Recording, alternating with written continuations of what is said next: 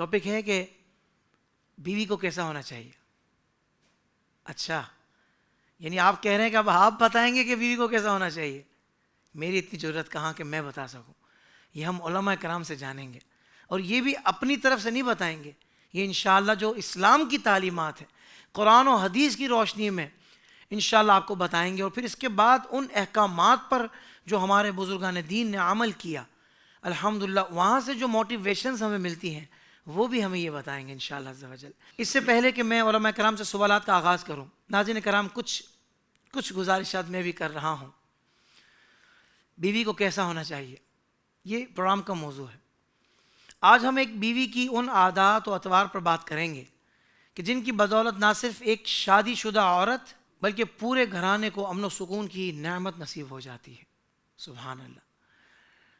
بھائی جو باتیں ہیں، یعنی ظاہر بات ہے ہماری فیملیز بھی یہ پروگرام دیکھ رہی ہیں، جو باتیں مزاج کے مطابق ہوں قبول فرما لیجئے گا، اور جو باتیں کمی بیشی ہو جائے تو ان کو آپ پورا کر لیجئے گا، کیونکہ ہم اپنی بات نہیں کر رہے، ہم آپ کو دین کی بات بتا رہے ہیں.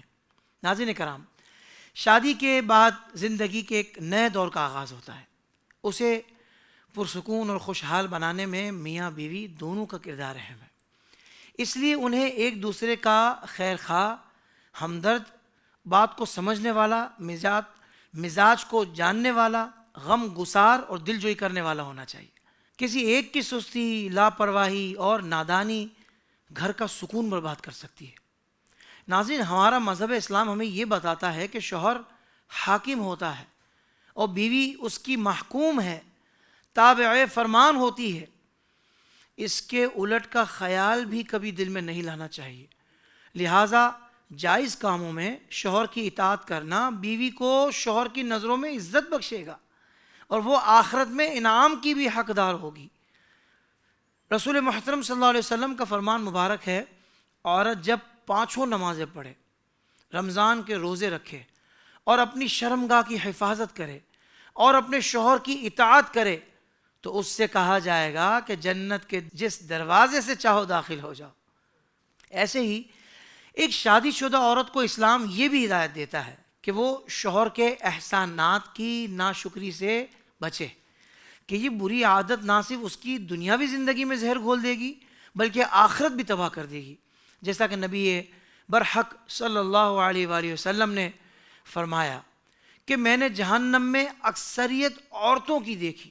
وجہ پوچھی گئی تو فرمایا وہ شوہر کی ناشکری اور احسان فراموشی کرتی ہیں. بخاری شریف کی حدیث نمبر 5197.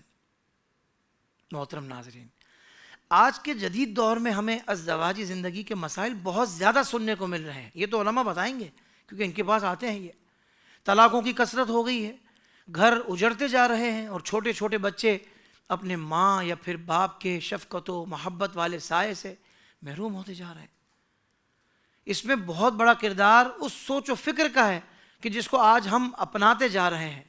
ہماری اسلامی بہنوں کو یہ بات سمجھنے کی ضرورت ہے کہ جس قسم کی سوچ و فکر اور کلچر کو ہمارے معاشرے میں رائج کرنے کی کوشش کی جا رہی ہے اس کا انجام صرف تباہی ہے، جبکہ ہماری بھلائی صرف اور صرف اللہ اور اس کے رسول صلی اللہ علیہ وسلم کے فرمان پر عمل کرنے میں ہی ہے. اس کے سوا کسی بھی چیز میں ہمارے لیے کوئی اچھائی نہیں ہے. اس پر بھی ہم آج کے پروگرام میں بات کریں گے. بیوی کو کیسا ہونا چاہیے، اس بارے میں اسلام ہمیں واضح ہدایت دیتا ہے. تو پھر آئیے علماء کرام کی بارگاہ میں چلتے ہیں اور ان سے پوچھتے ہیں کہ بیوی کو کیسا ہونا چاہیے. قبلہ مفتی صاحب، میں چاہوں گا آپ سے آغاز کیا جائے. حضور، آپ تو ظاہر بات ہے یونیورسٹیز اور دیگر ایسے اداروں میں بھی آپ کا جانا ہوتا ہے کہ جہاں اس طرح کے مسائل آپ کے پاس آتے ہوں گے، لوگ آپ سے مشورے بھی کرتے ہوں گے، حضرت تھوڑا بتائیں کیسے ڈیل کروں، مسئلہ تھوڑا ایسا ہو گیا ہے، کچھ زیادہ تیز ہیں، کچھ زیادہ پڑ گئی ہیں، مطلب مختلف نوعیت کے مسائل آتے ہوں گے. تو حضرت یہ ارشاد فرمائیں کہ نبی پاک صلی اللہ علیہ وسلم نے حکم فرمایا کہ جب شوہر بیوی کو اپنی حاجت کے لیے بلائے تو وہ فوراً اس کے پاس آ جائے، اگرچہ تنور پر ہو. علامہ صاحب، اسلام نے جو مرد کو حاکمیت عطا کی ہے اس میں کیا حکمت ہے، یعنی یہ تصور کیا آخر؟ بسم اللہ الرحمن الرحیم.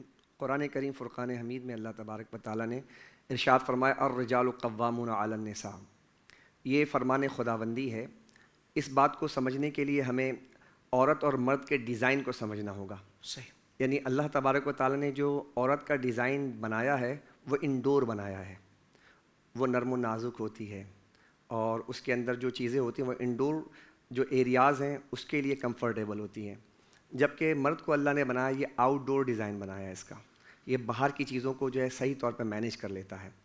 اسی طرح اللہ سبحانہ و تعالیٰ نے جب عورت کو پیدا کیا تو ہمارے یہاں اس کو منفی معنی میں لیا جاتا ہے کہ عورت کو ٹیڑھی پسلی سے پیدا کیا گیا ہے، لیفٹ سائڈ سے پیدا کیا گیا ہے۔ تو اگر اس کا پازیٹیو پہلو دیکھا جائے تو عورت کو بائیں پسلی سے پیدا کیا گیا ہے، عورت دل کے قریب ہوتی ہے، اور دل جو ہے وہ اس پسلی کے بیک سائڈ پر ہوتا ہے، یعنی پروٹیکشن کا ایک تصور یہاں موجود ہوتا ہے، یعنی ایک طاقت ہوتی ہے اس کے اندر، ایک جو ہے وہ جرأت ہوتی ہے اس کے اندر، ایک بہادری ہوتی ہے۔ اگر ہم اسٹرکچر کو سمجھیں تو اسٹرکچر کو سمجھنے کے بعد ہمیں یہ بات آسانی سے سمجھ آ جائے گی کہ اللہ تبارک و تعالیٰ نے مرد اور عورت کو کیسے پیدا کیا۔ اچھا، یہ جو میل اور فیمیل کا تصور ہے، آپ جہاں بھی چلے جائیں، چرند میں چلے جائیں، پرند میں چلے جائیں، حشرات الارض میں چلے جائیں، پانی کے جانوروں میں چلے جائیں، اللہ نے میل کو خاص ایک شناخت عطا کی ہے۔ آپ دیکھیے گا کہ کبھی جو پرندے پالنے والے جو لوگ ہوتے ہیں وہ میل جو پرندے ہوتے ہیں اس کو پہچان جاتے ہیں اس کی کچھ شناخت کی وجہ سے۔ اسی طرح آپ دیکھیں کہ مرغا اور مرغی کو دیکھیں آپ، مرغی کی شناخت علیحدہ ہوتی ہے، جبکہ مرغے کی شناخت اس کی کلغی ہوتی ہے، اس کے ٹیل لمبے ہوتے ہیں، ایک عجیب ایک شیپ ہوتی ہے اس کی، بالکل ڈیفرنٹ ہوتا ہے۔ اسی طرح شیر اور شیرنی میں آپ دیکھیں تو شیر جو ہے وہ بالکل ڈیفرنٹ نظر آتا ہے کہ دور سے لگتا ہے یہ شیر ہے، اس کے بال ہیں، اس کا انداز ہے، اور اس کا چلنے کا ایک اسٹائل ہے، اور شیرنی میں ایک نازک پن ہوتا ہے۔ اسی طرح اگر آپ دیکھیں تو مرد اور عورت میں اللہ نے ایک سملرٹی رکھی ہے کہ عورت کے بھی سر کے اوپر بال ہیں، مرد کے سر کے اوپر بھی بال ہیں، لیکن ایک جگہ اللہ تعالیٰ نے فرق رکھا، مرد کے چہرے پر بال ہیں، یہ اس کی شناخت ہے جو اللہ رب العزت نے یہ مرد کو عطا کیا ہے، یہ اس کا اعزاز ہے۔ میں اس پروگرام کے توسط سے یہاں پر ضمناً یہ بات بھی عرض کر دوں کہ بہت سارے لوگ، بے شمار لوگوں کو آپ جانتے ہوں گے جو داڑھی منڈا لیتے ہیں، تو میں ان سے عرض کرنا چاہوں گا یہ ایک اعزاز ہے جو آپ اس اعزاز کو ضائع کر دیتے ہیں۔ کہ اللہ رب العزت نے آپ کو ایک اعزاز دیا ہے، آپ اس اعزاز کو گین کیجئے تاکہ آپ کی ایک شناخت نظر آئے، جیسے کہ جانوروں میں، چرند پرند میں میل کی ایک شناخت ہوتی ہے، تو اسی طرح آپ کی بھی شناخت ہونی چاہیے تاکہ آپ فیمیل سے ڈفرنٹ نظر آئیں، ورنہ اگر آپ داڑھی مڈا لیں گے تو میل اور فیمیل میں فرق نظر نہیں آئے گا، جبکہ رب کائنات نے کیا۔ یہاں پر ایک بات اور عرض کروں گا، ہمارے بچے جب داڑھی رکھنا چاہتے ہیں تو ہمارے گھر کا جو ماحول ہے وہ اگینسٹ ہوتا ہے، بیٹا تمہاری ابھی تو عمر نہیں ہوئی ہے، تم ابھی داڑھی رکھ رہے ہو، جبکہ رب کائنات نے اس کو 10 سال کی عمر میں داڑھی نہیں دی، 8 سال کی عمر میں داڑھی نہیں دی، جب وہ بالغ ہوا تب اس کو داڑھی دی۔ تو اس کا مطلب ہے کہ کائنات کا جو خالق ہے اور جو ہمارا مالک ہے وہ یہ چاہتا ہے کہ اس عمر کے اندر اس کی داڑھی ہونی چاہیے۔ واہ واہ مفتی صاحب، کمال کمال جملہ دیا آپ نے۔ تو اب جو ہے اگر ہم اللہ تعالیٰ کی تخلیق کے اگینسٹ جائیں گے، فطرت کے اگینسٹ جائیں گے تو اس کے نقصانات ہوتے ہیں۔ ایک تو آپ کے چہرے کی ڈیل ڈول جو ہے وہ خراب ہو جائے گی، دوسرا آپ کے یقیناً فزیکل ایکٹیویٹی پر بھی اس کا اثر پڑتا ہے۔ تو اب آتے ہیں ہم اپنے موضوع کی طرف۔ الرجال قوامون علی النساء، عورت پر اللہ نے حاکم بنایا ہے۔ تو جب حاکم جو ہوتا ہے، ظاہر سی بات ہے کہ گھر کو چلانے کے لیے ایک امیر بھی ہونا چاہیے، تو جب تک گھر کے اندر مرد کی جو حاکمیت رہتی ہے تو اس میں ایک حکمت یہ بیان کی گئی ہے، بسا اوقات ایسا ہوتا ہے کہ خواتین جو ہیں وہ اپنے شوہر سے مینٹیلٹی کے اعتبار سے، ایجوکیشن کے اعتبار سے، یا جو ہے تجربات کے اعتبار سے، مکالمات کے اعتبار سے، مشاہدات کے اعتبار سے اپنے شوہر سے فائق ہوتی ہیں، لیکن اور وہ یہ چاہتی ہیں کہ میرا حکم جو ہے گھر پر چلے۔ میں جملہ دینا چاہوں گا، جو گھر عورت چلاتی ہے وہ گھر نہیں چلتا، گھر وہی چلتا ہے جو مرد چلاتا ہے، گھر وہی چلے گا جو مرد چلائے گا۔ لہٰذا مرد کے فیصلے میں اللہ نے برکت رکھی ہے، اگرچہ وہ مرد تھوڑا سا پڑھے لکھے اعتبار سے، پڑھنے اور لکھنے کے اعتبار سے اپنے بیوی سے کمزور ہی کیوں نہ ہو، لیکن اللہ تبارک و تعالیٰ اس کے فیصلے میں برکت رکھتا ہے۔ اس لیے اللہ نے یہ حکمت رکھی ہے کہ شوہر کی حاکمیت گھر کے اندر ہونی چاہیے، شوہر جو فیصلہ کرے عورت اس کے ساتھ سر تسلیم خم کر لیا کرے۔ تو اگر یہ سلسلہ جاری رہے گا ہمارے یہاں تو یہ انشاءاللہ ہمارے گھروں کے اندر برکت آئے گی۔ اگر آپ مجھے اجازت دیں تو ایک میں موضوع اور آپ کے سامنے رکھنا چاہوں گا۔ دیکھیے، ہماری جو تخلیق ہے، یہ میں پیدائش کے اعتبار سے عرض کرنا چاہوں گا، ہماری جو تخلیق ہے وہ مٹی سے ہوئی ہے، اور مٹی سے جب ہمیں اللہ نے بنایا تو عورت کو بھی مٹی سے بنایا اور مرد کو بھی مٹی سے بنایا۔ ہم جب مٹی کو دیکھتے ہیں تو مٹی میں بہت ساری چیزیں پیدا ہوتی ہیں۔ مثال کے طور پہ گندم جہاں پیدا ہوتا ہے وہیں کاٹا جاتا ہے، جبکہ چاول کو جہاں بویا جاتا ہے وہاں نہیں کاٹا جاتا۔ یعنی اس کی پنیری ایک جگہ لگائی جاتی ہے, اس کے بعد اکھاڑنے کے بعد دوسری جگہ لگائی جاتی ہے, پھر وہاں وہ جناب اپنے سرسبز و شاداب ہوتا ہے اور پھر پھل وہاں کاٹا جاتا ہے. صحیح. تو انسان کی تخلیق میں بھی ایک فرق اللہ نے رکھا کہ جو مرد ہے وہ اپنے باپ کے گھر میں ہی باکمال ہوتا ہے, جبکہ عورت اپنے شوہر کے گھر جا کے باکمال ہوتی ہے. واہ واہ واہ واہ واہ مفتی صاحب. اب اس فرق کو اگر ملحوظ خاطر رکھا جائے تو یہ بات بالکل واضح ہو جائے گی کہ اگر 20 سال کی ایک لڑکی جس کی شادی ہوئی, جس کا نکاح ہوا, تو 20 سال کی جو تربیت تھی اس کے باپ کے گھر ہوئی ہے. اب بقیہ جو زندگی ہے اس کی تربیت اس کا شوہر کرے گا, اس شوہر کے گھر کا انوائرمنٹ کرے گا. بہت اچھا. تو اب شوہر کی ذمہ داری ہے کہ وہ حاکمیت کے اعتبار سے صرف حکم نہ چلائے بلکہ اپنے بیوی کو ایک انوائرمنٹ فراہم کرے, اس کو ایجوکیٹ کرے, اس کے اندر جو کمی ہے اس کمی کو پورا کرے. اچھا, جھگڑے اور لڑائی کی بنیادیں ہمارے گھر میں یہ بن رہی ہیں کہ ساس جو ہے وہ 20 سال کی لڑکی اپنے گھر بہو بنا کر لاتی ہے اور وہ یہ چاہتی ہے کہ 40 سال کا تجربہ اس کے اندر ہونا چاہیے. تو میں ان ساسوں سے بھی عرض کروں گا کہ 40 سال کے تجربات آئیں گے لیکن آپ کو تھوڑا اسپیس دینا پڑے گا, 40 سال کی عمر تک انتظار کرنا پڑے گا. 40 سال کی عمر میں وہ تجربہ اس کے اندر آ جائے گا, لیکن ابھی آپ اس کو 20 سال کی ایک لڑکی ہے جو آپ کی بہو ہے اس کو اس اعتبار سے ٹریٹ کیا جائے. تو حاکم ہونے کا مطلب صرف حکم چلانا نہیں ہے بلکہ وہ ایک پورا انوائرمنٹ فراہم کرے جو اس کی بیوی کو پروان چڑھانے میں, اس کی ذہنی فکری تمام صلاحیتوں کو اجاگر کرنے میں ممید و معاون ثابت ہو اس کا گھر. واہ جی واہ, سبحان اللہ سبحان اللہ. سلامت رہیے پروفیسر صاحب. قبلہ علامہ صاحب, اب وہ مرد کو شوہر کو حاکم بنایا, اب ادھر ذہن میں نا شوہروں کی آ رہا ہوگا بھائی حاکم وہ نا اس سے والا اور بڑا.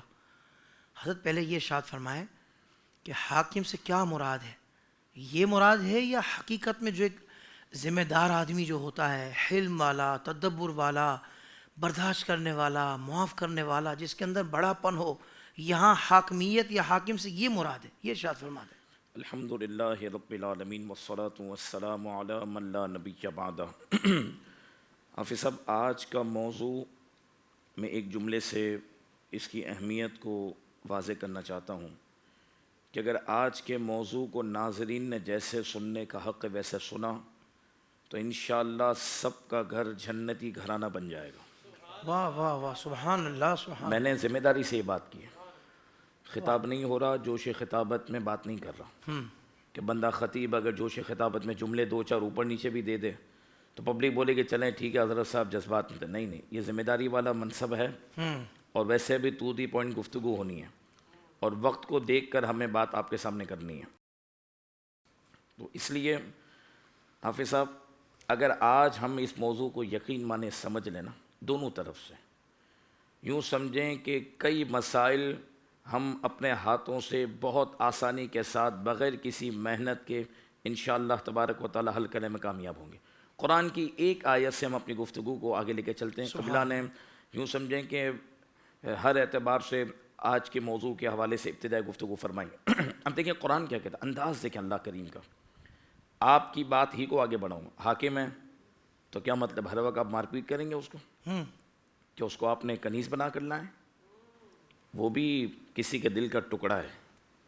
باپ سے پوچھیں کہ اس نے کتنی محبت کے ساتھ خدا کا حکم تھا تو اس نے جائز رشتے کے لیے اپنے دل کے ٹکڑے کو آپ کے حوالے کیا ہے. یہ باپ ہی بتا سکتا ہے جب اپنی بیٹی کو رخصت کرتا ہے تو کیفیت کیا ہوتی ہے. اور ایسے ہی ہمارے آقا نے بشارت نہیں دی کہ جس نے بیٹی کی صحیح تربیت کی اور گھر تک پہنچا دیا یعنی نکاح کرا دیا, خدا اس کو جنت دے گا. سبحان کیوں کہ وہ اپنے دل کا ٹکڑا دے رہا ہے. تو آپ اس کو اس حوالے سے بھی سنیں. اب دیکھیں قرآن نے کیا بات کی, اس سے بڑی تشریح ہو ہی نہیں سکتی. آج گورا تو صرف ڈرامہ کرتا ہے, اس نے کسی کو کیا حق دیا, اس نے تو حق چھینا. اور آج ہر گھر کے اندر جو جھگڑا ہے اس کے پیچھے گورے کی تربیت ہے. قرآن کیا کہتا ہے, ہن لباس لکم وانتم لباس لہن. اس سے بڑھ کر کیا بات ہوگی, کیا بات ہے, اس سے بڑھ کر بات ہی نہیں مل سکتی. قرآن کیا کہتا ہے, اللہ اکبر. یہ میاں بھی سمجھے اور بیوی بھی سمجھے. میرے رب نے دونوں کو ایک وزن کے ساتھ ذکر کیا کیونکہ دونوں سے چلنا ہے گھر. مرد فضیلت والا ضرور ہے, عظمت والا ضرور ہے, لیکن حافظ صاحب جس کا مقام جتنا بلند ہوتا ہے ذمہ داری اس کی اتنی بڑھتی ہے. واہ. عورت کو ناقص العقل قرار دیا, مرد کو قرآن فرماتا ہے تو حاکم ہے, تو ظاہر سی بات ہے جو ناقص العقل ہے اس سے کمی ہوگی نا. تو اسی کو تو حاکم کو ہینڈل کرنا ہے. جب ہینڈل کرے گا تو معاملہ ہی حل ہو جائے گا. بہت اچھا. اب قرآن کیا کہتا ہے؟ ہن لباس لکم وانتم لباس لہن. یہ عورت اور شوہر کیا ہیں؟ فرمایا عورت شوہر کے لیے لباس ہے, شوہر عورت کے لیے لباس ہے. واہ. ہن لباس لکم وانتم لباس لہن. وہ عورتیں تمہارے لیے لباس ہیں اور تم ان عورتوں کے لیے لباس ہیں. اب حافظ صاحب مجھے یہ بتائیں, لباس انسان جو زیب تن کرتا ہے, قرآن نے کیا بات کی ہے؟ اب یہ تو مفسرین پر جتنا اللہ تبارک و تعالیٰ نے چاہا اور اس کے محبوب نے چاہا تو جو یوں سمجھیں کہ باتیں واضح ہوئیں وہ لکھ گئے. حقیقتاً جو گہرائی ہے تو اللہ اور اس کے رسول ہی جان سکتے ہیں کہ عورتوں کے لیے فرمایا عورتوں کے لیے ان کے شوہر لباس ہیں, شوہر کے لیے عورتیں لباس ہیں. لباس کیا ہوتا ہے؟ لباس جب انسان پہنتا ہے نا تو اس کی عزت محفوظ ہوتی ہے, ایسا ہی. اس کی عزت بڑھتی ہے, اس کا وقار بڑھتا ہے. لباس سے انسان کی پہچان ہوتی ہے, لباس سے بے شمار فائدے ہوتے ہیں. اور جسم کے سب سے قریب لباس ہوتا ہے, ہمارے جسم کے سب سے قریب اور کوئی شے قریب نہیں ہوتی. فرمایا جب تم میاں بیوی کے رشتے کے بندے سے بن جاؤ نا تو دونوں ایک دوسرے کے ساتھ ایسے مخلص ہو جاؤ جیسے تمہارا لباس تمہارے جسم کے ساتھ مخلص ہوتا ہے. اللہ اکبر. میرا لباس آپ پہن سکتے ہیں؟ نہیں پہنیں گے. آپ کا لباس میں نہیں پہن سکتا. تو جب لباس اپنا جسم اپنا لباس لازمی رکھتا ہے تو یہ پیغام بھی ہے کہ جب تمہیں اللہ نے بیوی دے دی تو کسی کی بیوی پہ نظر کیوں رکھی تم نے؟ اللہ اکبر. جب تمہارے لیے اللہ نے لباس رکھا ہے تو جیسے تمہارے جسم کو چھپانے کے لیے وہ لباس ہے, فرمایا اللہ رب العالمین نے جب تمہیں یہ مقام دے دیا اور عورت کے لیے اللہ نے شوہر رکھا تو کسی غیر محرم پر اس نے نظر کیوں رکھی؟ فرمایا جیسے لباس جسم کے قریب ہے, انڈرسٹینڈنگ کتنی اچھی ہے. فرمایا ایسے ہی عورت اسی وقت عزت دار رہے گی جب شوہر کے دامن کے اندر چھپی رہے گی, اور شوہر اسی وقت عزت دار رہے گا جب اس کی نظر صرف اپنی بیوی پر ہوگی. اور آپ مجھے بتائیں قرآن کی اس آیت کریمہ کے تحت اگر ہم غور کریں تو میاں بیوی کا کتنا کلوز رشتہ ہے, اس سے بڑھ کر کیا بیان ہوگا؟ اللہ. اگر ہم اس کو سمجھ لینا. اور دیکھیں حافظ صاحب جو آپ نے بات کی کہ مرد سردار ہے, عورتوں پر اتنے بڑے بڑے معاملات ہیں, لیکن دیکھیں یاد رکھیے گا اللہ رب العالمین اور اس کے محبوب صلی اللہ علیہ وسلم کی جو تعلیمات ہیں نا وہ ہماجیت ہیں اور وہ مکمل ہے, آدھی بات نہیں ہے. ہمارا مقصد پتہ ہے کیا؟ شوہر لیتا ہے اپنی بات اور فضیلت سناتا ہے بیوی کو کہ میرا یہ مقام ہے تجھے پتہ نہیں. عورت لیتی ہے اپنی بات, دونوں کو لینی ہے قرآن کی بات اور دونوں کو لینی ہے مکمل بات, کیونکہ رب نے فرمایا دونوں کے لیے بات فرمائی. اب آپ دیکھیں کہ جہاں فرمایا کہ مرد سردار ہے عورت کے لیے, اللہ رب العالمین نے عورت کی فطرت ایسی بنائی ہے کہ وہ ماتحت ہو کے چلے گی تو صحیح چلے گی. یہ جملہ میرا غور کیجیے گا. اس وقت ہمارا معاشرہ اور اس وقت کا جو تعلیمی جو کلچر ہے وہ عورت کو اوور کانفیڈنس کر رہا ہے. کانفیڈنس دینا اچھی بات ہے, اوور کرنا یہ معاشرے کے اندر خرابی لے کر آتا ہے, غیر متوازن ہو جاتا ہے. اب حافظ صاحب معاملہ پتہ ہے کیا؟ اگر عورت ماتحت ہوگی جب تک کنواری ہے, باپ اور بڑے بھائی کے تحت چل رہی ہے تو وہ اچھی زندگی بسر کرے گی, واہ. کیونکہ اس کے اندر خود مکمل فیصلہ لینے کی صلاحیت نہیں ہے. اور جب وہ شوہر کے رشتے کے ساتھ بن گئی, اب اگر وہ شوہر کے ماتحت چلے گی, اللہ تعالیٰ نے اس کی فطرت ایسی بنائی ہے جب جو کسی کے تحت چلے گا. اب مجھے بتائیں, آپ ایک ٹرین دیکھ رہے ہیں, ٹرین چل رہی ہے تو بھائی جتنی بھی بوگی اچھی بنا لے, اسپیشل بنا لے, انجن کے پیچھے چلے گی نا, انجن کے ساتھ جڑی رہے گی, اس کا کڑا بندہ رہے گا تو منزل پہ پہنچے گی بلا تمثیل. شوہر انجن ہے اور عورت بوگی ہے, اگر منزل پہ پہنچنا ہے تو اس کے ساتھ جڑ کے پہنچنا ہے. واہ. اور پھر دیکھیں آپ کی ٹرانسمیشن سے پھر میں کہوں گا دونوں میں جب مخلصی ہوگی نا تو پھر بات اچھی ہوگی. دونوں اس بات کو سمجھ لیں کہ قرآن نے لباس قرار دیا, فرمایا لباس جب بندہ پہن لیتا ہے اس کی عزت محفوظ ہو جاتی ہے. جب دونوں ایک دوسرے کے ساتھ مخلص ہوں گے, کسی تھرڈ پرسن کو یوں سمجھیں کہ بیچ میں کوئی بات کرنے کی حاجت ہی نہیں ہوگی. اس لیے آقا دو جہاں صلی اللہ علیہ وسلم کی حدیث میں جہاں کئی تربیتیں فرمائیں وہاں پر یہ بھی تربیت فرمائی کہ میاں اور بیوی کے جو آپس کے خاص تعلقات ہیں وہ کسی اور کو وہ ڈسکس نہ کریں. اللہ اور اس کے رسول ناراض ہوتے ہیں. یہ سب باتیں کیوں ہیں یہ تربیت کے لیے ہیں. اگر ہم نے ابتدائی طور پر ان باتوں کو سمجھ لیا تو انشاءاللہ تعالی آسانی ہوگی. اور آپ کی بات چلیے تو میں ایک بات آگے بڑھا دوں. دیکھیں اس وقت طلاق کا ریشو بہت کثرت کے ساتھ بڑھا ہے حافظ صاحب, اور اس میں جو ہے نا قصور دونوں طرف سے ہے. معاملہ یہ ہے, نبی پاک صلی اللہ علیہ وسلم نے کیا فرمایا تھا, تم صرف حسن کو دیکھ کر نکاح مت کرنا, صرف جاہو حشمت کسی کی شہرت کو دیکھ کر نکاح مت کرنا, اور کسی کی مالداری کو دیکھ کر نکاح مت کرنا, دینداری کو دیکھ کر نکاح کرنا. آپ پروگرام کے تھرو مجھے بتائیں نا, اپنے آپ سے بھی ہم سوال کہتے ہیں, ناظرین سے بھی, کہ ہم نے رشتہ کرتے وقت نبی پاک کی صرف اس بات کو مقدم رکھا ہوتا نا تو معاملات کبھی نہ ہوتے. اب دیکھیں صرف حسن کے پیچھے اگر بندہ بھاگا تو پھر شوہر غلام بن جاتا ہے, صرف مال کے پیچھے بھاگا تو پھر شوہر لالچی کہلاتا ہے, صرف عورت کے منصب کو, خاندان میں بڑی خاندان والی, اس کو دیکھ کر اگر آپ اس کے پیچھے بھاگے تو پھر شوہر اپنے مقام کو گرا دیتا ہے. فرمایا یہ چیزیں بعد میں مل جائیں تو برکت ہے, لیکن اصل نکاح کے اندر جو بنیاد ہے نبی پاک نے فرمایا دینداری ہے. جب ماں اپنی بیٹی کو دین سکھائے گی, اور جب باپ اپنے بیٹے کو اور اپنی بیٹی کو دین سکھائے گا, اور دیکھیں آپس کے تعلق اس لیے خراب ہوتے ہیں کہ ہم اللہ اور اس کے رسول کے حقوق کا پاس ادا نہیں کرتے ہیں. دیکھیں بیوی کو فکر پڑی حافظ صاحب کہ شوہر میرے حق دے مجھے, شوہر کو فکر ہے کہ بیوی میرا حق ادا کرے. دونوں کو یہ فکر نہیں ہے کہ دونوں خدا کا حق ادا کر رہے ہیں کہ نہیں کر رہے, ان دونوں کو فکر ہی نہیں ہے. دونوں فجر میں سو رہے ہیں, دونوں حرام کاموں میں لگے ہیں, دونوں گناہ کے کام کرے, کوئی مسئلہ ہی نہیں ہے, بالکل صحیح لائف بسر ہو رہی ہے. تھوڑا ہی ٹائم چلتا ہے تو آپس میں مس انڈرسٹینڈنگ شروع ہو گئی. یار پہلے تو اچھی بن رہی تھی, پتہ نہیں کیا ہو گیا, جادو. میں نے کہا کوئی جادو نہیں ہوا آپ کے اوپر, یہ خدا کی نافرمانی کی نحوست ہے. اگر آج پھر میاں بیوی خدا کی رضا کے لیے مصلی پر جمع ہو جائے تو خدا ان کے دل کو بھی ملا دے گا.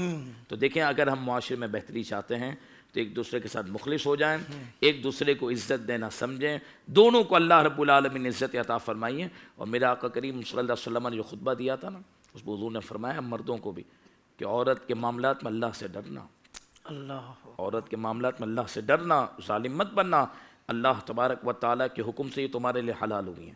تو دونوں طرف سے شریعت مطہرہ نے ہمیں بیلنس رکھا ہے. انشاءاللہ تعالیٰ شوہر اپنی ذمہ داری کا احساس کرے, اور شوہر کو یہ فکر ہو کہ بیوی پہلے خدا کی بندگی کرے پھر میری فرما برداری کرے.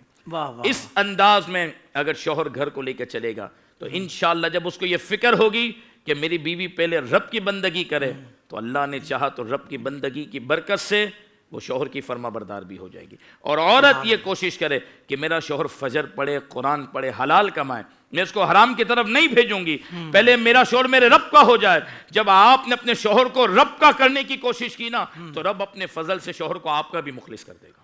اللہ اکبر, اللہ اکبر, سبحان اللہ, سبحان اللہ. اچھا پروفیسر صاحب, مفتی صاحب, یہ ارشاد فرمائیے گا کہ کہیں نہ کہیں کوتاہی ایک سائڈ ہوتی ہے اور بندہ محسوس نہیں کر رہا ہوتا. اب وہ بعض اوقات اس لیے بھی محبتوں میں تھوڑا سا گیپ آ جاتا ہے کہ شوہر جب باہر جاتا ہے اور باہر کا ماحول دیکھتا ہے نا تو اسے لگتا ہے کہ یار وہاں زیادہ اٹریکشن ہے اگر نظر پڑ جائے تو. پھر جب وہ گھر آتا ہے تو وہ کہتا ہے یہ کیا معاملہ ہے, یعنی گھر والی کوئی اہتمام نہیں ہے کہ شوہر آ رہے ہیں, میں نے تھوڑا سا ان کے لیے فریش ہونا ہے, کیونکہ بناؤ سنگار تو شوہر کے لیے ہوتا ہے نا.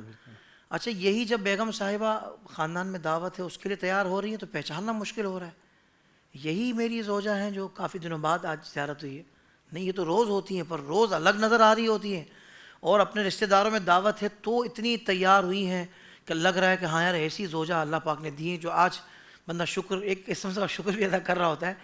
تو حضرت یہ ذرا بتائیں نا کہ یہاں بیوی کو اپنے آپ کو کیسا رکھنا ہے, بناؤ سنگار کب کرنا ہے, کس کے لیے کرنا ہے, باہر دعوتوں کے لیے کرنا ہے یا شوہر کے لیے کرنا ہے, اس بارے میں اسلام کیا کہتا ہے؟ دیکھیے ابھی جو باتیں ارشاد فرمائیں اس میں 2-3 باتیں قابل غور ہیں. ایک فرمایا کہ لباس ہیں ایک دوسرے کا. لباس جو ہے وہ کیا چیز ہے؟ لباس 3 چیزوں کے لیے ہے. لباس زینت کے لیے ہے, لباس ساتر ہے, ستر پوشی کے لیے ہے, لباس عیب پوشی کے لیے ہے.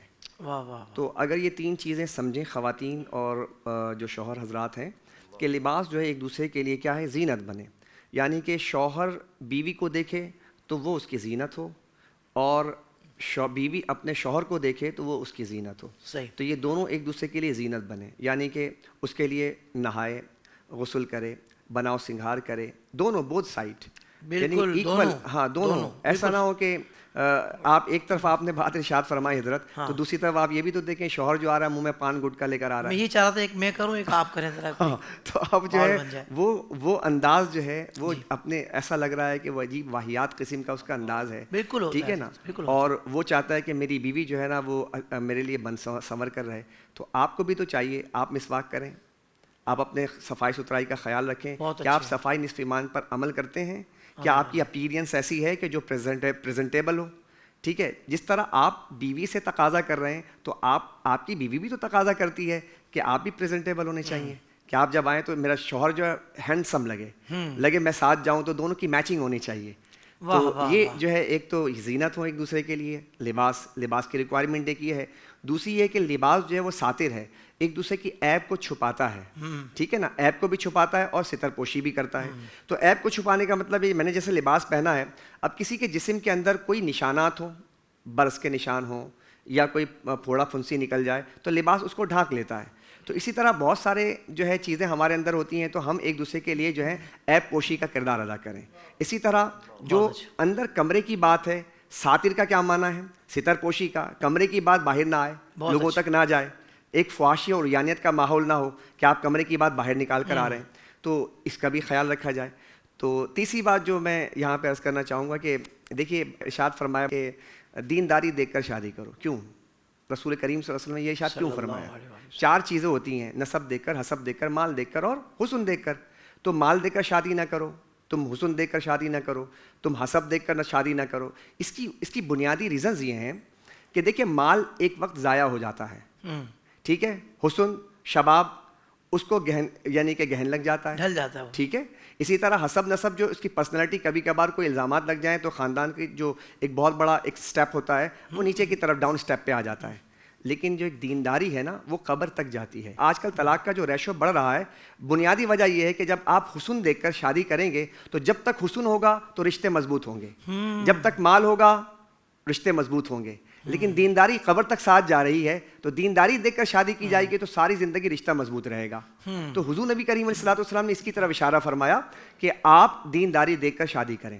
اچھا, پھر اس کے بعد میں یہاں پر یہ بات بھی عرض کروں گا کہ میں نے کہا آپ کی اسی بات سے جملہ جوڑ دوں, ہماری بہنیں ناراض نہ ہوں. ہم پورا ایک پروگرام کر چکے ہیں کہ شوہر کو کیسا ہونا چاہیے, اس کے بعد ہم یہ پروگرام کر رہے ہیں کہ بیوی کو کیسا ہونا چاہیے. تو الحمدللہ بالکل ناراض نہ ہوں, تو وہ پورا پروگرام دیکھیں گے تو اس میں شوہر کو کیسا ہونا چاہیے یہی بات ہوئی ہے. تو یہاں اس کے بعد ہم کر رہے ہیں کہ بیوی کو کیسا ہونا چاہیے, تو کوئی یہ محسوس نہ کرے کہ یہ کیا بات ہوئی ہے. حضرت ذرا کلیئر کرنا بھی ضروری ہوتا ہے. جی مفتی صاحب کنٹینیو کیجیے. اب دیکھیے دین جو ہے, دین اور اسلام کی بات میں کر رہا تھا, تو دین کتنی اہم ترین چیز ہے, کتنی اہم ترین چیز ہے اسلام اور دین. دیکھیے ہمارے یہاں بھی ایک دنیا دار جو لوگ ہیں وہ اس چیز کو یوز کر رہے ہوتے ہیں 2 چیزیں جوڑنے کے لیے. تیسری چیز کی ضرورت پڑتی ہے, 2 چیزیں جوڑنے کے لیے تیسری چیز کی ضرورت پڑتی ہے. کاغذ پھٹ جائے جوڑنے کے لیے گلو کی ضرورت پڑتی ہے. اسی طرح اگر تو لکڑی کے لیے اب آپ دیکھیں گے کہ گلو کی ضرورت نہیں پڑے گی, کل کی ضرورت پڑے گی. ٹھیک ہے نا. اسی طرح آپ کسی اور سٹیپ میں چلیں, کپڑا دیکھ لیں, کپڑا پھٹ جائے تو کپڑے کے لیے جو ہے وہ گلو کی ضرورت نہیں پڑے گی, سوئی دھاگے کی ضرورت پڑے گی.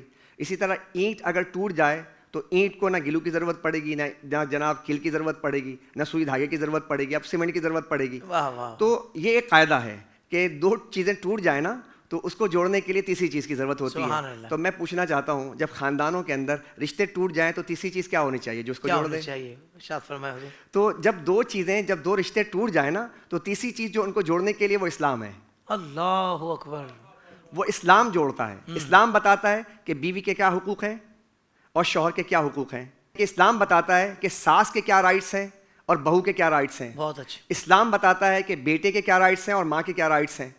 اور اسلام بتاتا ہے کہ ایک چاچا کے کیا رائٹس ہیں اور بھتیجے کے کیا رائٹس ہیں. اگر دونوں میں اختلاف ہو جائے تو دونوں اپنی جگہ موجود ہوں گے, رشتے ٹوٹ رہے ہیں, لیکن اگر یہ پتہ چل جائے نہیں مجھے رجوع کرنا چاہیے, اسلام یہ کہتا ہے, تو آپ کے گھر جڑ جائیں گے. ہمارے گھروں سے چونکہ اسلام نکل رہا ہے, اس لیے یہ اسلام جو ایلفی کا کردار ادا کر رہا تھا وہ اس وجہ سے کمزوریاں واقع ہو رہی ہیں. اور صلہ رحمی کا پتہ ہو تو دونوں جوڑنے میں پہل کریں. جی دونوں. میرا اسلام یہ کہتا ہے. یہ کہتا ہے. اللہ اکبر. اور آپ جو فرما رہے تھے کہ ایک بیوی کو کیسا ہونا چاہیے کہ اگر وہ باہر جاتی ہے تو وہ بڑے بن سنور کر جاتی ہے، تو یہ خواتین کو خود سوچنا چاہیے کہ جس کے لیے اس کو بننا سنورنا چاہیے، کیا وہ اس کے لیے بن سنور رہی ہے؟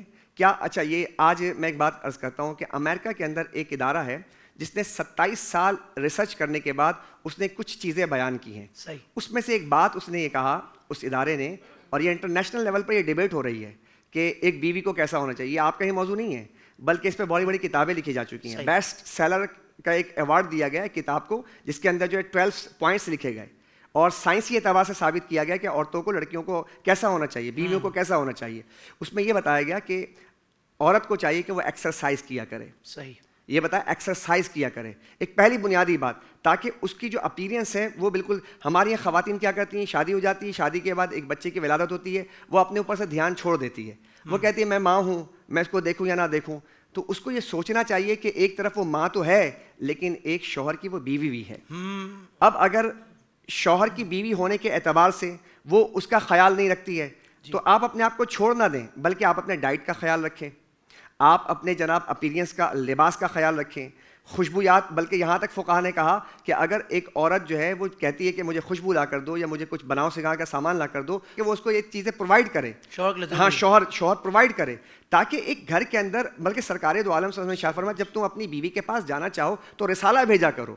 تو رسالہ کا کیا مطلب ہے؟ پیغام بھیجا کرو، تاکہ ایک گھر کا انوائرمنٹ جو ہے یہ جو، چونکہ میں دبے الفاظ میں، کیونکہ سننے والے بہت زیادہ ہوتے ہیں، لیکن جو پیرنٹس ہیں یا جو میاں بیوی ہیں جو میری بات سن رہے ہیں، وہی میری بات کو سمجھ سکتے ہیں کہ ایک انوائرمنٹ ہونا چاہیے، کہ گھر کا ایک انوائرمنٹ ہو. اگر ہم قریب آنا چاہتے ہیں تو اس کا ایک انوائرمنٹ ہونا چاہیے. وہ انوائرمنٹ نہیں رہے گا تو پھر یہ قربتیں جو ہیں یہ دوریوں میں بدل جاتے ہیں. ہمارے خاندان میں ہمارے بیوی اور میاں کے درمیان جو چیزیں دوری کا باعث بن رہی ہیں، ایک بنیادی وجہ یہ ہے کہ عورتیں جو ہیں وہ اپنے اوپر دھیان نہیں دے رہی ہیں. جب باہر جاتی ہیں تو بہت زیادہ بن سنور کر جاتی ہیں، اور گھر میں رہتی ہیں تو ایسا لگتا ہے کہ کوئی ماسی ہے، اور کوئی ایسا لگتا ہے کہ کوئی گھر میں کام کاج کرنے والی ہے. تو شوہر کے آنے کا جو وقت ہے آپ گھر میں کام کیجئے، لیکن جب شوہر کے آنے کا وقت ہو تو تھوڑا لپسٹک، تھوڑا سا اس کے لیے کیا کہتے ہیں اپیرنس جو ہے بالکل ویلڈن والا کر لیں. قرآن کریم نے ایک لفظ بیان کیا ہے، اگر اس بات کو سمجھ لیا جائے تو میری گفتگو یہاں پہ میں ختم کرنا چاہوں گا. لِتَسْكُنُوا إِلَيْهَا، سکون حاصل کرے، یعنی دونوں کے دونوں ایک دوسرے سے سکون حاصل کریں.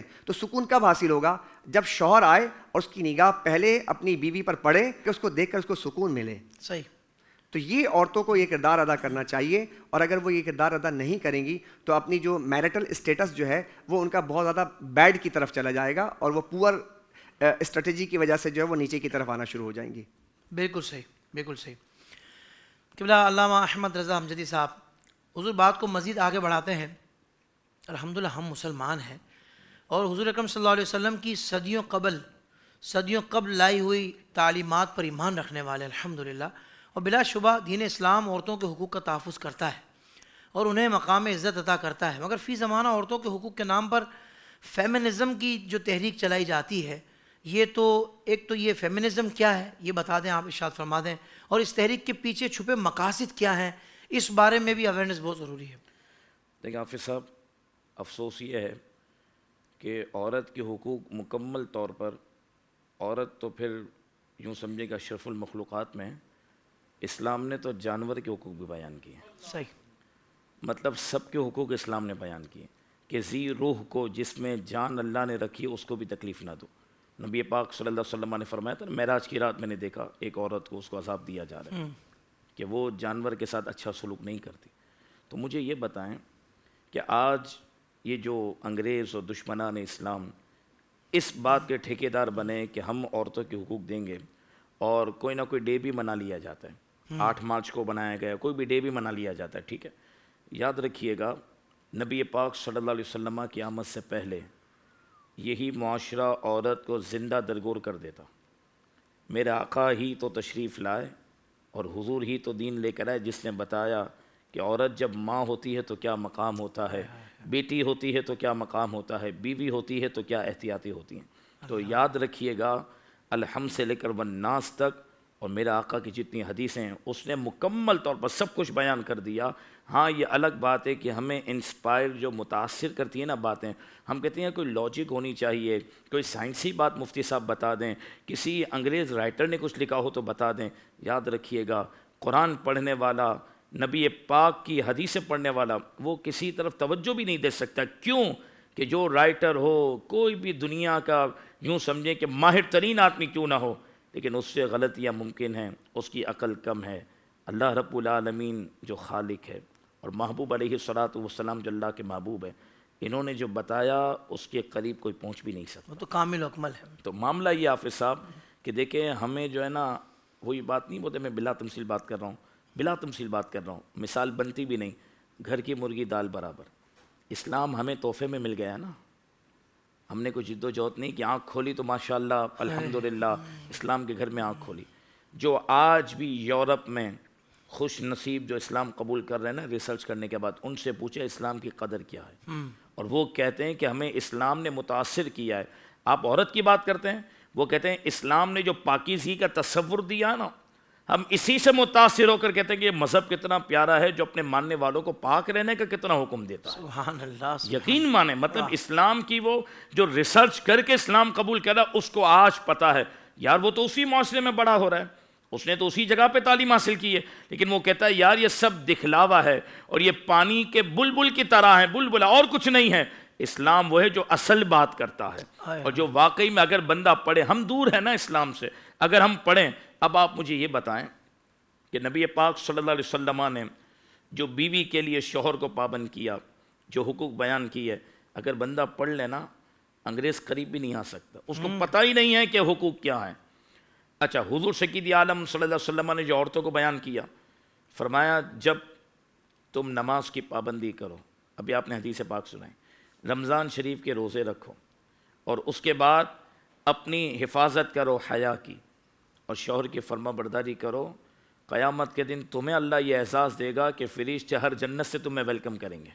سبحان اللہ. ہر جنت کا دروازہ تمہارے لیے کھلا ہے. اللہ اکبر. آپ اندازہ تو اس عورت کی شان کیا ہے. سبحان اللہ. اب یہ عورت سوچے کہ یار مجھے اللہ تبارک و تعالیٰ کی رضا کے لیے, محبوب علیہ الصلوۃ والسلام کے حکم کی خاطر, اور یہ شوہر نے مجھے سنبھالا ہے, میرا خرچہ اٹھایا ہے, آج بھی وہ میری دیکھ بھال کر رہا ہے. ماں باپ کو سلام ہے, میں نے اپنی گفتگو میں پہلے کہا کہ باپ نے دل کا ٹکڑا دیا ہے, لیکن اس نے 15-16 سال میں رخصت کر دیا.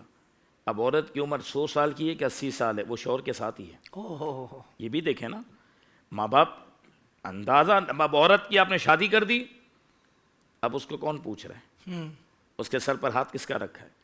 لیکن پھر یہ کتنی غلط بات ہے کہ شوہر کام پہ جائے تو وہ اپنی ماں کو فون اٹھا کر شوہر کی برائی کرے, یا شوہر کی والدہ یعنی اپنی ساس صاحبہ کی برائی کرے, اور وہاں سے بھی ماں سننے ہاں ہاں بالکل ٹھیک کہہ رہی ہے, بالکل بھی دبنا نہیں. یہ تربیت ہوگی تو کیسے گھر چلے گا. صرف یہی سوچ لے کہ 15 سال کی عمر میں میری ماں نے میری شادی کروائی اور مجھے اس گھر میں بھیجا. آج میں اگر 30 سال کی بھی ہوں, آج میری جو ایج ہے, میری ہر خواہش تو میرے شوہر نے پوری کی ہے. کئی مرتبہ ایسی عورتیں ہوتی ہیں جو کنوارے پن میں ماں باپ سے بھی خواہشات نہیں کہہ سکتی, ان کا مزاج ایسا ہوتا ہے, لیکن اللہ نے شوہر اور بیوی کا رشتہ اتنا کلوز رکھا ہے کہ وہ اپنی ہر خواہش شوہر کو کر دیتی ہے, اور شوہر استطاعت کے مطابق شریعت کے مطابق اس کی خواہش پر عمل بھی کرتا ہے. تو ہم اگر اس بات پر غور کریں کہ یار اس کا کتنا بڑا مقام ہے. نبی پاک صلی اللہ علیہ وسلم کی بارگاہ میں ایک عورت آئی کہ جو حضور میں تمام عورتوں کا مقدمہ لے کر آئی ہوں. سرکار نے فرمایا, بولے کہ یا رسول اللہ صلی اللہ علیہ وسلم, مردوں کے لیے تو اللہ تبارک و تعالیٰ نے جہاد کو رکھا ہے. یہاں سے ایک اور بات ہے, حضور کے دور میں خواتین کو دین کی فکر تھی. کیا بات ہے, واہ واہ. آج صرف گھر کی فکر ہے, اور ناراض نہ ہونا, ہم کو بھی یہی فکر ہے کہ ہمیں ناشتہ ٹائم پہ ملے, رمضان میں افطار ہے تو سحری ٹائم پہ ملے. اس نے نماز پڑھی کہ نہیں پڑھی پتہ نہیں, عصر کے وقت میں اس نے ہماری تیاری میں افطاری کی, مکروہ وقت کر دیا, اور پھر عصر پڑھی ہے 5 منٹ باقی ہیں. لیکن شوہر نے اس پر نہیں بولا کہ مکروہ وقت میں ہم نماز پڑھنی ہے. اچھی انداز میں پیغام دے سکتا تھا, ہاں اگر کھانے میں اوپر نیچے تو پھر منہ چڑھ جائے گا. یہ کیوں جی, یہ کیوں؟ مطلب آپ اندازہ لگائیں نا, یعنی عورت آپ کا افطار بناتے بناتے 5 منٹ رہ گئے, اب عصر پڑھ رہی ہے, تو شوہر نہیں کہہ سکتا تھا کہ مکروہ وقت میں عصر نہیں پڑھی جائے. لیکن ہاں اگر کھانے میں کمی بیشی ہے, تھوڑا گرم نہیں ہے معاملہ, شربت میٹھا نہیں ہے, تو پھر ہم ناراض ہو جاتے ہیں. تو دیکھیں, یاد رکھیں, عورت کو پھر ہم نے اگر صرف بنا کے گھر والا رکھا ہے کہ وہ صرف کام ہی کرے, ہماری خدمت کرے, تو پھر اس سے آپ دینی اعتبار سے وفا کی کیسے امید رکھیں گے. اب دیکھیں وہ سوال کیا کرتی ہیں عورت, یا رسول اللہ صلی اللہ علیہ وسلم, اسلام نے مردوں کے لیے تو جہاد رکھا ہے, اگر وہ بچ جائیں تو غازی ہوتے ہیں, درجات بلند ہیں, مارے جائیں تو شہید ہوتے ہیں, اللہ کی بارگاہ میں رزق دیے جاتے ہیں. ہمارے لیے کیا ہے حضور؟ اللہ بتاؤ اکبر. نا, میں صدقے. یہ اندازہ لگائیں ہمارے لیے کیا ہے. ہائے ہائے. میں تو سوال پڑھ کے رہنما کہ اس دور میں کیسی بہنیں تھیں, میں تو جواب کا سوچ کر بھی خوش ہو رہا ہوں. کیسی بہنیں. میرے آقا نے کیا ارشاد فرمایا, فرمایا تمہارا عورت کا, حضور نے فرمایا شوہر کی خدمت کرنا ہی جہاد ہے. آپ پڑھ لیں حدیث. رسول اللہ نے فرمایا تم جو شوہر کی خدمت کرتی ہو, اس کے بچوں کا خیال رکھتی ہو, اور جو تم اس کی عزت, اس کی حفاظت, ہر شے میں جو تم اپنا کردار ادا کرتی ہو, اللہ تبارک و تعالیٰ تمہیں جہاد کا اجر عطا فرمائے گا. اب آپ مجھے اندازہ لگائیں کہ نبی پاک صلی اللہ علیہ وسلم نے عورت کا جہاد یہ ذکر کیا کہ تم اپنے شوہر سے وفاداری کرو. شوہر جب تک شریعت کے مطابق تمہیں حکم دیں تم اس کے مطابق پیروی کرو. اور پھر مجھے بتائیں, حضور فرماتے وہ عورت اللہ کو اور اس کے محبوب کو بڑی پسند ہے. کون سی عورت؟ جی. کہ اگر بتقاض بشر انسان ہے نا, اونچ نیچ ہو جاتی ہے. اگر شوہر کے سامنے کوئی غلطی کر دی ہے, بدتمیزی ہو گئی ہے, کوئی اور معاملہ ہو گیا ہے, مس انڈرسٹینڈنگ ہو گئی ہے, اور شوہر کہہ رہا ہے میں تم سے ناراض ہوں, حضور فرماتے وہ عورت بہت پسند ہے اللہ اور اس کے رسول کو. کون سی عورت؟ کہ جب تک کہ شوہر راضی نہ ہو وہ ہاتھ پکڑ لے شوہر کا اور کہ میرا ہاتھ آپ کے ہاتھ میں ہے, آپ راضی ہوں گے تو میں سوں گی. فرمایا اللہ کو وہ بہت پسند ہے. اب یہ تعلیم کو گورا دے سکتا ہے؟ اس کو پتا بھی نہیں ہے. وہاں تو ان کو ماں اور بہن کا ہوش نہیں. آپ کہہ رہے ہو تعلیم کیا انہوں نے بات کی ہے, انہوں نے صرف ڈرامہ رچایا. لیکن آج کی ہماری یوتھ, انہیں چاہیے دنیا, انہیں چاہیے گورے کا سسٹم. اس وجہ سے آج ہمارے معاشرے کے اندر تباہی ہے. آپ یقین مانیں, آپ کو میں ایک بات رکھوں حافظ, اب آپ کے پروگرام سے ابھی ہم نے مسجد میں پروگرام کیا اور سیدہ کائنات سلام اللہ علیہا کی عرس کی رات آئی نا حافظ صاحب, تو ہم نے سیدہ پاک کی شان بیان کی نا, تو اس میں شان بیان کرتے ہم نے یہ بات کی کہ سیدہ کائنات کا جو نکاح ہوا نا اس میں دو قول ہیں. ایک آپ کی عمر مبارک 15.5 سال کی تھی, توجہ رکھیے گا, اور ایک عمر مبارک 18 سال کی تھی. یہ دو عمر مبارک بیان کی گئیں. سیدہ پاک کا نکاح رب کی مرضی سے محبوب نے کیا ہے. حضور کی بارگاہ میں نکاح کے پیغام آتے, سرکار قبول نہ کرتے. جب حضرت علی کا معاملہ آیا تو قبول کیا. اور ایک روایت کے مطابق جبریل امین نے آ کر عرض کی یا رسول اللہ رب کی رضا اسی میں کہ سیدہ کا نکاح علی کے ساتھ ہو. واہ. یہاں پر غور کیجیے گا, جو نقطہ ہے وہ یہ ہے کہ ایج کیا ہے, 15.5 یا 18 یا 18, دو قول ہیں. ٹھیک ہے, ہم کیا کہتے ہیں یار ابھی تو بچی کی عمر ہی نہیں تھی, آپ نے ابھی کسی کے حوالے کر دیا. آپ پڑھاتے لکھاتے اس کو ہنر سکھاتے, یہ کیا بات ہے, ابھی تو بچی پھول کی طرح تھی, 15 سال کی تھی, آپ نے اس کو بیاہ دیا. میں نے کہا خدا کی قسم, اخلاقی طور پر, شرعی طور پر, ظاہری طور پر, باطنی طور پر, عقلی طور پر, نقلی طور پر, کسی بھی اعتبار سے اگر کوئی کمی ہوتی نا تو سرکار کی لاڈلی شہزادے کے لیے سرکار یہ فیصلہ نہ کرتے, نہ رب کی اجازت ہوتی. صحیح. کسی بھی حوالے سے کوئی کمی نہیں ہے. لیکن جب میں نے یہ گفتگو کی نا تو ایک مصری ہمارے پروگرام میں بیٹھا تھا اسی رمضان میں, اس نے انگلش میں مجھ سے بات کی, میں نے ساتھی کو بھی بلایا تاکہ مکمل طور پر بات واضح ہو. وہ کہنے لگا کہ مولانا صاحب جو آپ بات کر رہے ہیں نا, اس وقت یورپ میں باقاعدہ اس پر کام کیا جا رہا ہے کہ عورت کو 27-28 سال تک نکاح نہ کرنے دو, اس پر ورکنگ ہو رہی ہے. کہا ایسی سوچ پوری دنیا میں پہنچاؤ کہ عورت صرف پڑھے, کمانے کی طرف جائے, پریکٹیکلی لائف میں قدم رکھے, 27 سال 28 سال تک شادی نہ کرے, اور کوئی اگر اس سے پہلے کرے تو اس کو دنیا میں معیوب بنائیں. اور چاہتا کیا ہے دشمن, اسلام کا دشمن چاہتا کیا, اور انسانیت کا دشمن, صرف اسلام کا نہیں, انسانیت کا دشمن کیا چاہتا ہے کہ جب عورت اس ایج پہ پہنچے گی تو ایک تو ولادت اس انداز میں اس سے نہیں ہوگی جو اللہ نے پہلی عمر میں رکھی تھی.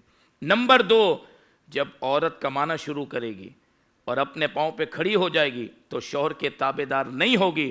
جب تابع دار نہیں ہوگی تو گھر چلے گا ہی نہیں, جو مفتی صاحب نے بات کی. تو یہ دشمن چاہتا ہے. سیدہ پاک کی رات بھی ہم نے یہ پیغام دیا کہ سب سے بڑھ کر نبی پاک صلی اللہ علیہ وسلم کی حدیث پاک مفہوم ہے کہ اللہ تبارک و تعالیٰ کو اس کے محبوب کو کیا پسند ہے. فرمایا کچھ چیزوں میں جلدی حضور کو پسند ہے. اس میں کون سی چیز ہے کہ جب اچھا رشتہ آئے تو رشتہ دینے میں دیر نہ کرو, اللہ کو یہ پسند ہے کہ جلدی رشتہ کر لو. سبحان اللہ. کیا پیغام ہے. اب مجھے بتائیں, اگر ہم نے صرف, میں پڑھنے کا منع نہیں کر رہا, پڑھانے کا, اگر شریعت کے مطابق تعلیم دی جائے تو اجازت مل سکتی ہے, لیکن آپ پڑھانے سے زیادہ ماں باپ اس پر غور کریں کہ میری بیٹی کا اللہ کے حکم سے اچھا رشتہ آئے 15 سال کی عمر ہو، 16 سال کی عمر ہو، میں اللہ کی رضا کے لیے فرض ادا کر دوں، مجھے اللہ تعالیٰ جنت کی نعمت بھی دے گا، پھر مجھے فکر نہیں ہوگی، پھر مجھے بیٹی کا موبائل چیک نہیں کرنا ہوگا، پھر مجھے یہ فکر نہیں ہوگی رات کو کہاں ہے، کدھر ہے، صبح کہاں ہے، جب میں نے اس کو شریعت کے مطابق اس کے سپرد کر دیا۔ یقین مانیں ماں باپ بھی چین کی نیند سوئیں گے۔ اگر آپ نے اسلام کے طرز کو لیا، سب کے گھر جنتی گھرانے بن جائیں گے۔ اور ہم نے صرف کالج اور یونیورسٹیز کے سپرد کر دیا، اپنی بیٹیوں کو صرف اس طرف کر دیا، میں پڑھانے کا منع نہیں کر رہا، اور دوسری طرف جو نکاح اللہ تبارک و تعالیٰ نے فطرتاً رکھا ہے، اگر وہ آگ اس میں بھڑک رہی ہے اور آپ نے اس کو آزاد چھوڑا ہے تو پھر طوفان بدتمیز نہیں ہوگا تو اور کیا ہوگا؟ حافظ اب اس لیے جو آپ نے بات کی، دیکھیں شریعت مطہرہ کی پاسداری میں خدا کی قسم سکون بھی ہے، چین بھی ہے اور امن بھی ہے۔ اور آپ کی ٹرانسمیشن سے ایک بات کروں، جو چاہتا ہے نا کہ میرا رشتہ خوبصورت ہو جائے، ہر رشتہ، ساس چاہتی ہے کہ بہو صحیح چلے، بہو چاہتی ہے ساس صحیح چلے، ساس چاہتی ہے بہو جو ہے نا وہ بیٹی نہیں ہوتی، میری بیٹی بیٹی ہوتی ہے، تو ادب میں ان سے پوچھیں کہ آپ بھی تو ماں بن جائیں، آپ ماں بن جائے تو اللہ کے حکم سے وہ بیٹی بن جائے گی، یعنی سب کو اپنے حق چاہیے۔ تو پھر بہو کہتی ہے کہ میری ماں، یہ تو ساس ہی ہوتی، ماں نہیں ہو سکتی، آپ بیٹی بن جائیں، اللہ اس کے دل میں رحم ڈالے گا، وہ ماں کا کردار ادا کرے گا۔ آپ اپنا کردار تو ادا کریں۔ آپ کے پروگرام سے ایک بات عرض کروں، ہر رشتے کی مضبوطی کے پیچھے ایک ہی بات ہے، صوفیہ کہتے ہیں، اس رشتے سے گناہ ہٹا دو، اللہ برکت ڈال دے گا۔ جس رشتے کو مضبوط کرنا چاہتے ہو نا، یہ سب باتیں تو ہم کر رہے ہیں، جڑ یہ ہے کہ جن رشتوں سے گناہ ہٹ جائیں گے نا، یعنی میاں بیوی کا رشتہ کیسے مضبوط ہوگا؟ دونوں آپس میں ایک دوسرے کے حقوق ادا کریں گے تو گناہ نہیں ملے گا نا۔ صحیح۔ اور کوئی ایک دوسرے کا حق تلف کرے گا، کوئی ایک بھی بدنگاہی کرے گا، کوئی ایک بھی دو نمبری کرے گا۔ اچھا ایسا بھی نہیں ہے کہ شوہر جب بھی ماں کے پاس جائے صرف بیوی کی شکایت کرے کہ رات کو یہ بات ہوئی، یہ بات ہوئی، یہ بات ہوئی۔ ایسا بھی نہ ہو کہ شوہر گھر سے جائے تو بیوی فون کر کے اپنی والدہ کو شکایتیں کرے۔ اب یہ نافرمانی ہوئی نا آپس کے اندر۔ اگر یہی تو کہہ رہا ہوں، اگر آپ نے یہ نافرمانی وہ اپنے جو نا فرینڈس کو کہہ رہی ہیں، خاص شوہر کر رہے ہیں اور برائی بھی شوہر کی ہو رہی ہے، اور شوہر کو بیوی سب چیزیں تیار کر کے دے رہی ہے، لیکن وہ دوسروں کے سامنے مظلوم بن کے رونے سنا رہا ہے کہ گھر میں کوئی پوچھ ہی نہیں رہا، تو تجھے کون پوچھ رہا ہے؟ پہ تو یہ پریس کر کے کپڑے کس نے دیے؟ تجھے کھانا کون دے رہا ہے؟ تو ٹفن بھی اپنے آفس میں لے کر جا رہا ہے تو بیوی نے بنا کے دیا، اور پھر آفس میں بیٹھ کے دوستوں کو کہتا ہے یار زندگی عجیب ہو گئی ہے، گھر پہ جاتے ہو تو ٹینشن۔ یہ بات ہر طرف سے ناشکری، کمی انسان سے ہوتی ہے، لیکن یاد رکھ اے انسان، دوسرے کی خوبی پہ نظر رکھ، اپنی کوتاہی پہ نظر رکھ، تو دنیا میں بھی کامیاب ہوگا، آخرت میں بھی کامیاب ہوگا۔ ہماری ناکامی کی وجہ یہ ہے کہ مجھے میری خوبی یاد ہے اور سامنے والی کی خامی یاد ہے۔ حضرت عیسیٰ علیہ السلام اپنے امتیوں کے ساتھ گزر رہے تھے نا، اس پر بات ختم کروں گا، تو ایک کتے پہ نظر پڑی جو مر چکا تھا، تو آپ نے فرمایا دیکھ رہے ہو یہ کتے کو؟ تو آپ کے ساتھی جو چل رہے تھے حواری کہنے لگے حضور اس کو کیا دیکھنا ہے، ایک تو کتا ہے دوسرا مر گیا۔ فرمایا نہیں اس کے دانت دیکھو کتنے چمک رہے ہیں، دانت کتنے چمکیل ہیں۔ جب آپ کو سامنے والی کی خوبی یاد رہے گی نا، یار ایک دن آپ کو عورت نے ناشتہ نہیں دیا، 1000 دن تو دیا، وہ یاد رکھ لو۔ ایک رات سحری میں بیچاری کی آنکھ نہیں کھولی تو آپ صبح اتنا شور کر رہے ہو، ایک رات چھوڑ، اللہ کی بندی، اللہ تیرے لیے معاف کیا، میں بھی تو اتنے گناہ کرتا ہوں۔ ایسے عورت سوچ رہے کہ روزانہ تو افطار لا رہے، ایک دن اگر کوئی چیز آپ کے لیے لانا بھول گیا، بیچارہ دہی بڑے نہیں لا سکا، کوئی ایک فرمائش نہ کر سکا آپ کی پوری، تو زندگی تو کر رہا ہے نا۔ جب ایک دوسرے کی ہم خوبی پہ نظر رکھیں گے اور اپنی خامی پہ نظر رکھیں گے، انشاءاللہ رشتہ مضبوط ہوگا، اور رشتے سے گناہ ہٹا دیں۔ دونوں میاں بیوی سوچیں کہ نہ آپس میں حقوق تلف کریں گے، نہ خدا اور اس کے رسول کے حقوق کو تلف کریں گے، گھر جنتی گھرانہ نہ بنے تو کہہ دینا۔ کیا کہنے، واہ واہ واہ، سبحان اللہ۔ مجھے علامہ صاحب کے دعوے میں سچائی تو خیر اس وقت بھی نظر آ رہی تھی، مگر اب مجھے کامل یقین ہو گیا جو آپ نے شروع میں کہا تھا کہ میں بڑی ذمہ داری سے کہتا ہوں کہ میاں بیوی اگر یہ پروگرام جو یہ آئیڈیاز کے ذریعے ہو رہا ہے رحمت رمضان نشریات میں کہ بیوی کو کیسا ہونا چاہیے، بلکہ میں اس میں ایک اور بات شامل کر لیتا ہوں کہ وہ بھی پروگرام کہ شوہر کو کیسا ہونا چاہیے، اگر یہ دونوں پروگرام دیکھ لیے جائیں نا انشاءاللہ تو گھر جنت بن جائے گا۔ اب میں بھی کہتا ہوں کہ واقعی علامہ صاحب نے خوب فرمایا تھا، واقعی یہ بات صحیح ہے کہ یہ ساری باتیں سننے کے بعد کیسے ناراضیاں رہ سکتی ہیں اور کیسے ایک دوسرے کی بندہ قدر کو نہ سمجھے، یہ کیسے ہو سکتا ہے؟ اللہ اکبر، ان کو سمجھ آ جائے گا کہ بھائی یہی اپنے ہیں، یہی رشتے اپنے ہیں کہ جن کو ہمیں سنبھال کے رکھنا ہے۔ اگر آج ان کی ناقدری کر دی تو کل ہمیں ایسے لوگ ہم پر مسلط ہو سکتے ہیں کہ پھر ہم افسوس کے سوا کچھ نہیں کر پائیں گے کہ ہم نے صحیح رشتوں کی قدر کی نہ، اب ایسے لوگوں کے ساتھ ہمیں یہ زندگی بتانی پڑ رہی ہے. اللہ تعالیٰ ہمیں ایسے وقت سے بچائے.